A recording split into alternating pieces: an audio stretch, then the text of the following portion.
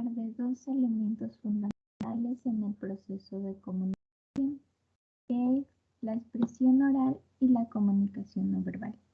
Entre los integrantes está Cabrera Viviana, Castañeda Lina, Coca Ginós, Galeas David, García Alison, Herrera Samantha, Holguín Fernanda y Mendoza Marchán. Voy a leer una pequeña frase que dice: el arte de la comunicación es el lenguaje del liderazgo de James Holmes. La expresión oral se relaciona con el proceso comunicativo y abarca aproximadamente el 35% de este. Posibilita la comunicación de forma oral para poder expresar aquello que queremos dar a entender o conocer, gracias a la apropiación de un adecuado léxico y al buen manejo de la gramática. Está formado principalmente por la voz, la cual presenta cualidades como el tono, el volumen, el timbre, la articulación y las pausas o silencios. A continuación, se dará a conocer ejemplos sobre esto. La voz traduce sentimientos, emociones, más por el timbre y por el acento que por el contenido de las palabras. Existen tres elementos en el tono de voz que influyen en la transmisión del mensaje. Como primer elemento tenemos la entonación, que es la variación del tono de voz de una persona al hablar. Por ejemplo, en este caso, su forma incorrecta sería mi billetera fue robada o mi billetera fue robada. Pero su forma correcta es mi billetera fue robada.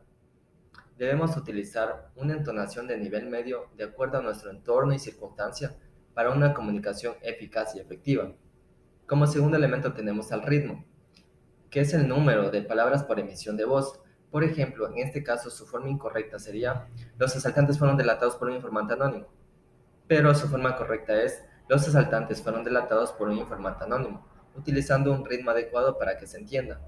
Y como tercero tenemos a la dicción, que es la articulación de los sonidos al hablar. Por ejemplo, en este caso su forma incorrecta sería el vidrio fue rompido por los niños o la estatua de la libertad es enorme, pero su forma correcta es el vidrio fue roto por los niños y la estatua de la libertad es enorme. Gracias. Al hablar de comunicación verbal, nos referimos al uso de las sílabas, de las palabras y de las frases que utilizamos para expresar nuestras ideas y sentimientos, para informar, opinar, preguntar y responder. Para que se produzca una comunicación verbal eficaz, su uso debe ser natural, estimulante, ameno y gramaticalmente correcto. El volumen, ritmo de emisión, el tono de voz, la fluidez, el énfasis que se pone en el discurso son características vocales que forman también parte de la comunicación verbal. Son claves esenciales porque ayudan al interlocutor a que su proceso de comunicación sea eficaz, ayudando a determinar el sentido de los mensajes y aumenta el significado de lo que estamos transmitiendo. Tenemos un ejemplo de expresión oral cuando una psicóloga educativa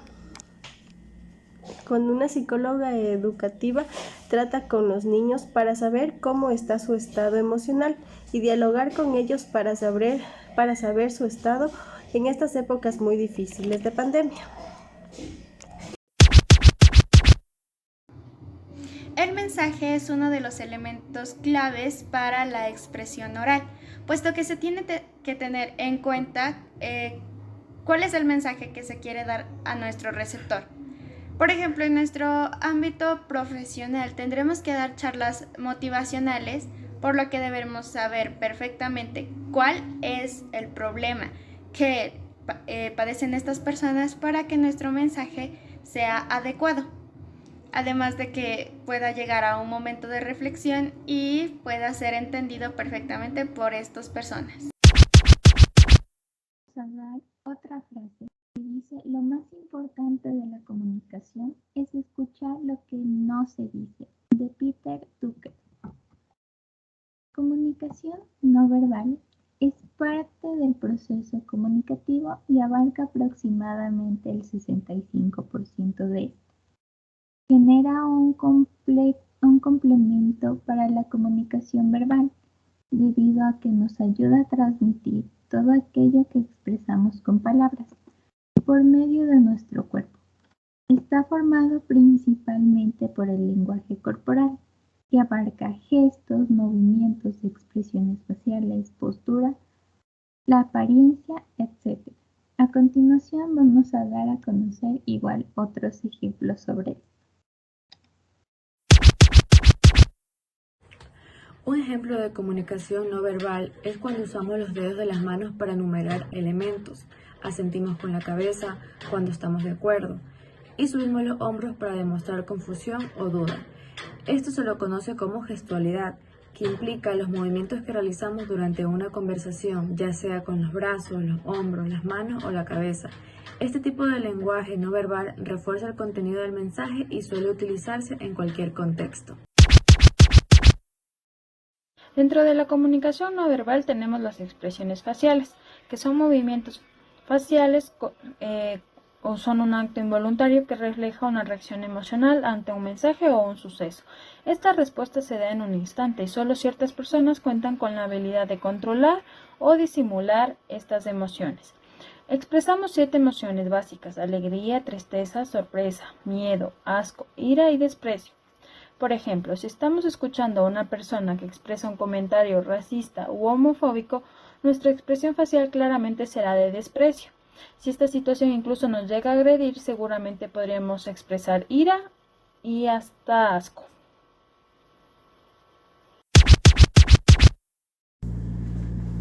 Buen día, señores estudiantes.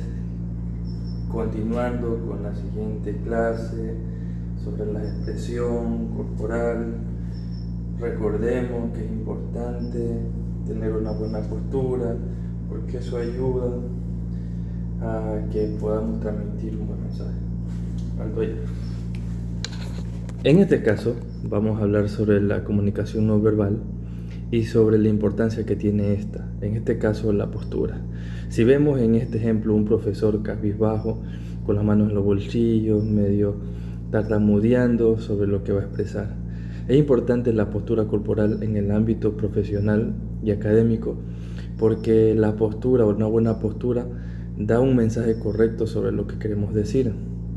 Nos permite denotar nuestro estado de ánimo. También es un indicador de las emociones que tenemos. Es una buena postura al hablar, porque permite dar una apertura a la comunicación, ya que muchas veces puede notar nuestro interés y la predisposición a realizar las cosas.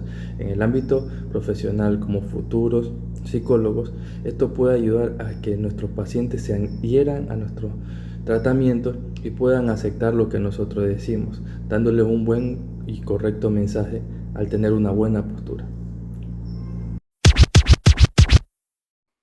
En conclusión, la comunicación, tanto verbal como no verbal, se ha venido desarrollando a lo largo de la historia de la humanidad. A través de este proceso es posible transmitir el conocimiento de una generación a otra generación y se ha logrado evolucionar en todos los aspectos de la vida, desde el desarrollo y la autorrealización personal hasta en temas globales como educación, medicina, tecnología, comercio, literatura, entre muchas otras. Como hemos notado en este video, ser un buen comunicador no implica únicamente la utilización de palabras estilizadas o muy técnicas. El objetivo más importante de un buen comunicador es que todos sus receptores perciban, interpreten, comprendan y respondan ante el mensaje que se transmite. Además, se suele tener mayor confianza y respeto a las personas que saben manejar adecuadamente sus habilidades expresivas. Al ser futuros profesionales en psicología, opino que debemos esforzarnos por adquirir todas estas destrezas, sobre todo tomando en cuenta que trataremos directamente con personas a quienes vamos a ayudar a manejar sus pensamientos, sus ideas, sus emociones, su interacción con las demás personas e incluso mejorar en su toma de decisiones. Y eso solo lo conseguiremos a través de expresarnos correctamente. Muchas gracias por su atención.